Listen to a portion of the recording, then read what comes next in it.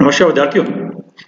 पिछले वीडियो में हम लोगों ने स्टैटिस्टिकल थर्मोडायनामिक्स पर कुछ चर्चा की थी और वहां पर ये स्टैटिस्टिकल मैकेनिक्स क्या है, केमिस्ट्री में हम लोग क्यों पढ़ते हैं, स्टैटिस्टिकल थर्मोडायनामिक्स क्या है, स्टैटिस्टिक्स क्या है, तीन तरीके की स्टैटिस्टिक्स, मैक्सवेल बोल्ट्जमैन, फर्मी डिरिक और बोस-आइंस्टीन, इनके बारे में हमने चर्चा की थी। अब हम उनके बारे में क्या उनमें डिफरेंसेस हैं बेसिक, उसके बारे में चर्चा की थी। आज हम मैक्सवेल बोल्ट्जमैन स्टैटिस्टिक्स पर कुछ आगे और चर्चा जारी रखेंगे। इसके बारे में जैसे हम पहले भी बात कर चुके हैं कि मैक्सवेल बोल्ट्जमैन स्टैटिस्टिक्स एक क्लासिकल मैकेनिक्स पर आधारित है और इसमें जो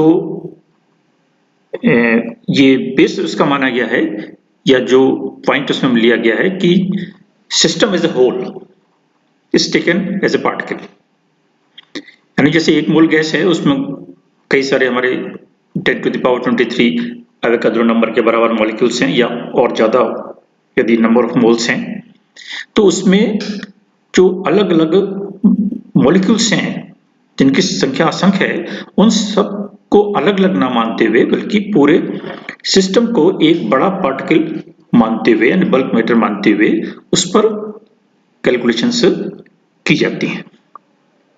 तो वहां पर जो इंटरनल स्ट्रक्चर है या इंटरनल संरचना है या कॉन्स्टिट्यूशन है उस पर ध्यान नहीं दिया जाता है, उसको इग्नोर किया जाता है।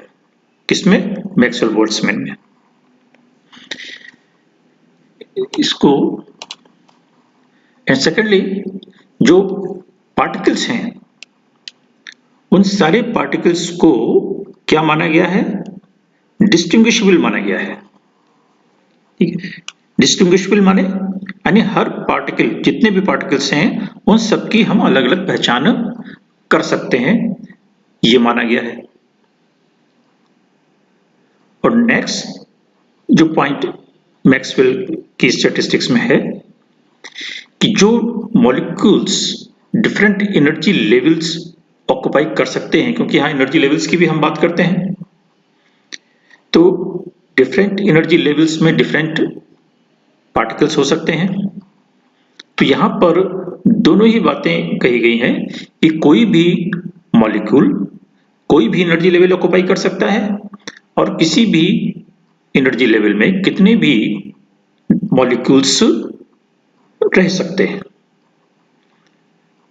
तो लिखा ना, any number of particles can occupy the same energy level. तो यहां पर एनर्जी लेवल्स के ऊपर भी कोई रिस्ट्रिक्शन नहीं है। तो जैसे हम मान के चलें कि एक मोल गैस किसी कंटेनर में भरी हुई है या गैस पार्टिकल्स का कोई हमारा एक सिस्टम है, उसको हम यदि ध्यान में रखते चले तो अब किस तरीके से हम मैक्सवेल बोल्ट्जमैन स्टैटिस्टिक्स को अप्लाई कर सकते हैं? तो फर्स्ट कि हम वहां पर उसको बल्क सिस्टम मान के चलेंगे और उस बल्क सिस्टम में क्या क्या प्रॉपर्टीज हैं कि पहले तो n डिस्टिंग्विशेबल पार्टिकल्स हैं। ठीक है, डिस्टिंग्विशेबल हैं ये तो हम पहले भी कह चुके, और मान लीजिए उसमें n नंबर ऑफ पार्टिकल्स हैं। डिस्टिंग्विशेबल किस सेंस में है? वैसे तो हम कह सकते हैं कि एक गैस में उपस्थित तो सभी कण समान होते हैं, तो फिर वो अलग अलग कैसे हैं? तो उनकी फिजिकल प्रॉपर्टीज तो सेम होंगी, लेकिन उनकी पोजीशन अलग अलग है, उनकी पाथ अलग अलग है, उनकी ट्रेजेक्टरी अलग अलग है। तो इस सेंस में हर पार्टिकल अलग अलग है या डिस्टिंग्विशेबल है। तो n total number of particles हमारे सिस्टम में है और E ये टोटल एनर्जी ऑफ सिस्टम है। ठीक है, ये हमारी टोटल एनर्जी है और वो सिस्टम T टेम्परेचर पर है। तो यहां पर हमारे पास कंडीशन आ गई N, E और T की। N distinguishable particles, E total energy of the system and T temperature of the system. और ये टेम्परेचर, ये जो आपका सिस्टम है वो आइसोलेटेड है, ये मान के चला गया। ये जैसे देखिए यहाँ पे देखिए अलग अलग कलर के बॉल्स हैं या अलग अलग कलर के पार्टिकल्स हैं, जो सिर्फ ये दर्शा रहे हैं कि हमारे पार्टिकल्स अलग अलग हैं या डिस्टिंग्विशेबल हैं, और NET की हमारी कंडीशन है। अब यहां पर सवाल आता है कि how the energy is distributed among the particles in equilibrium. जब भी हम कोई थर्मोडायनामिक कैलकुलेशंस करते हैं, एप्लीकेशंस करते हैं, तो हमारा सिस्टम क्या होना चाहिए? इक्विलिब्रियम में होना चाहिए। ये हमारी पहली कंडीशन होती है। तो इक्विलिब्रियम में वो एनर्जी पार्टिकल्स में किस तरीके से डिस्ट्रीब्यूटेड है, ठीक है। And how the particles are distributed among the, एक तो एनर्जी लेवल्स किस तरीके से डिस्ट्रीब्यूटेड है, ठीक है, एनर्जी का डिस्ट्रीब्यूशन किस तरीके से है, मेन एम्फेसिस हमारा ये है और इसी पे हमारी कैलकुलेशन है कि किस एनर्जी लेवल में कितने पार्टिकल्स हो सकते हैं। तो इसके बारे में स्टैटिस्टिकल कैलकुलेशन है। तो यहां पर टोटल एनर्जी हम E और टोटल नंबर ऑफ पार्टिकल्स को मानेंगे N, ठीक है। ये बेसिक इक्वेशंस होती हैं दोनों, और जो भी हमारी कैलकुलेशंस हैं वो देखिए थर्मोडायनेमिक्स में हम बिल्कुल बेसिक इक्वेशन से शुरू करते हैं कि N total number of particles, E total energy. ये मान लीजिए अलग अलग एनर्जी लेवल्स हैं E1, E2, E3, और ये number of particles in that energy level. तो N1 multiplied by E1 plus N2 multiplied by E2, इस तरीके से हम करते चले जाए तो वो total energy of the system बन जाता है। और समेशन Ni, ये टोटल नंबर ऑफ पार्टिकल्स हैं।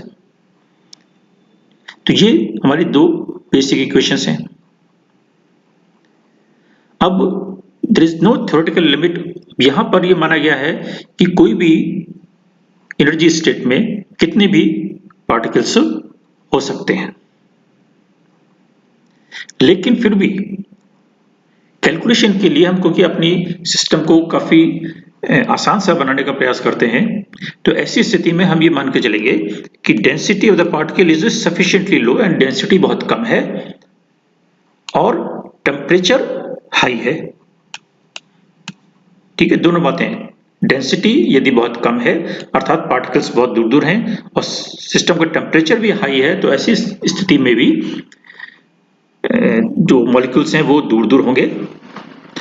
तो ऐसी स्थिति में हम ये मान सकते हैं कि एक पार्टिकल एक एनर्जी लेवल में एट अ टाइम है,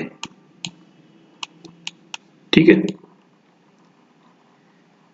इसलिए हमने यहां पर इस कंडीशन को लगाया है, यानी सिंपल से स्टार्ट करते हैं। तो डेंसिटी लो है, टेम्परेचर हाई है, ऐसी स्थिति में एक एनर्जी लेवल में खाली एक पार्टिकल है, हम ये मानते हुए स्टार्ट करते हैं। अब जैसे आप मान लीजिए यहां पर हम एक एग्जांपल लें कि N इक्वल टू 4 है, यानी 4 मॉलिक्यूल्स हैं और उनकी energy, total energy of the system 3E है और टेम्परेचर T है, ठीक है। तो मेन चीज क्या पे है कि 4 नंबर ऑफ पार्टिकल्स हैं और 3E उसकी टोटल एनर्जी है। और अलाउड एनर्जी लेवल्स क्या क्या है? ये अलाउड एनर्जी लेवल्स हैं 0, 1, 2, 3 एंड 4E। E उसमें कोई एक मल्टीपल है, रिप्रेजेंटेटिव है एनर्जी लेवल का, उसके 1, 2, 3, 4 उसके मल्टीपल्स हैं। तो ये एनर्जी लेवल्स अलाउड हैं। टोटल नंबर ऑफ पार्टिकल्स 4 हैं और टोटल एनर्जी 3E है। तो ये हमारे पास एक तरीके से इनिशियल इनपुट है। अब हम किस तरीके से पार्टिकल्स को डिस्ट्रीब्यूट कर सकते हैं, क्योंकि इसमें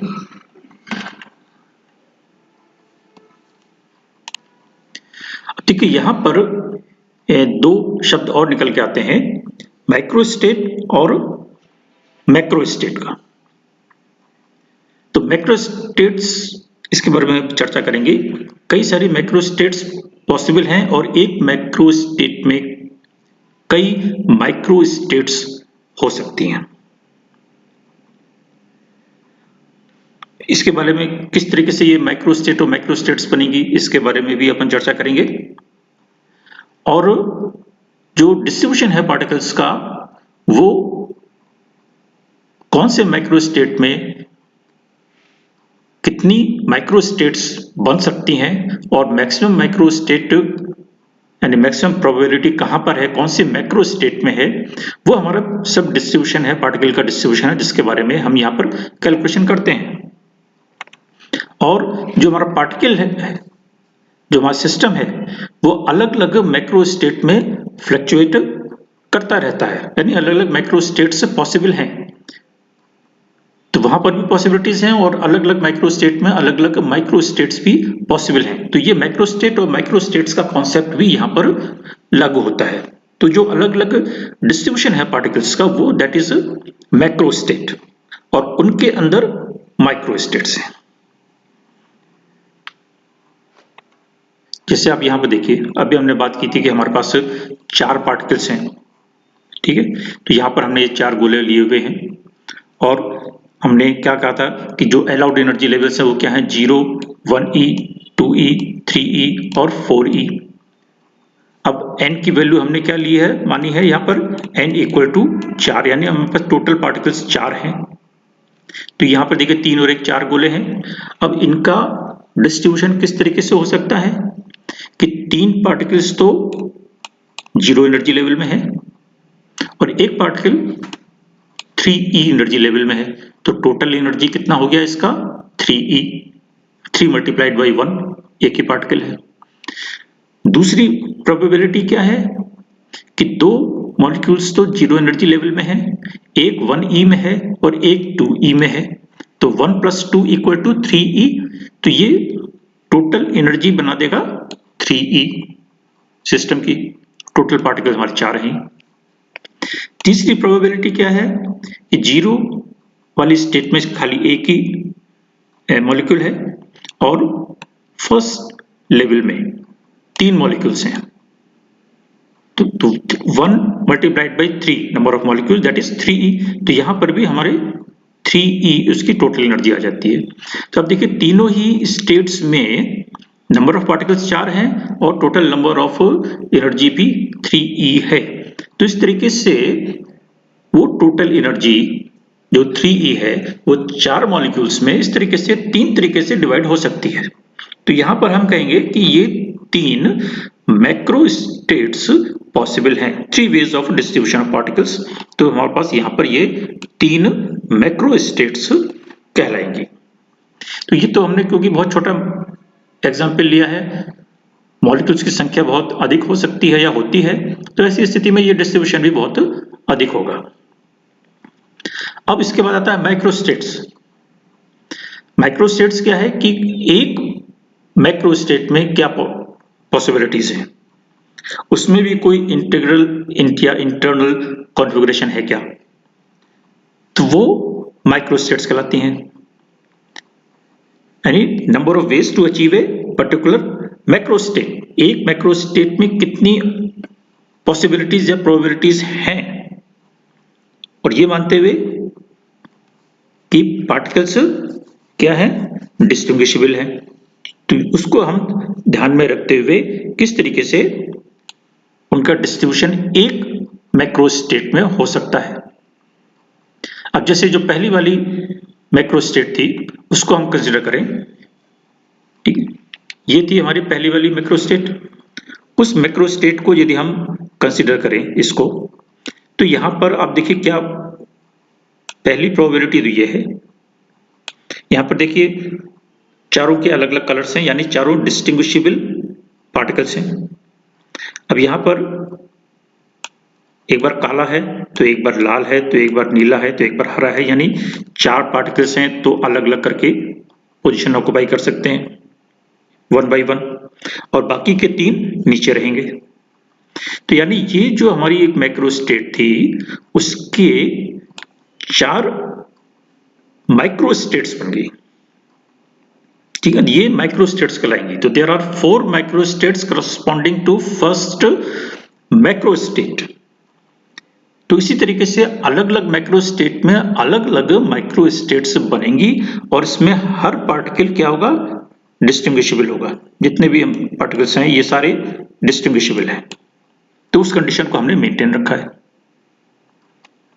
तो इसी तरीके से जो सेकंड केस था उसमें भी यदि हम देखें तो वहां पर आप देख सकते हैं 12 कॉम्बिनेशंस बन सकते हैं, यानी 12 माइक्रोस्टेट्स हो सकती हैं, और तीसरे वाले में 4 कॉम्बिनेशन या 4 माइक्रोस्टेट्स बन सकती हैं।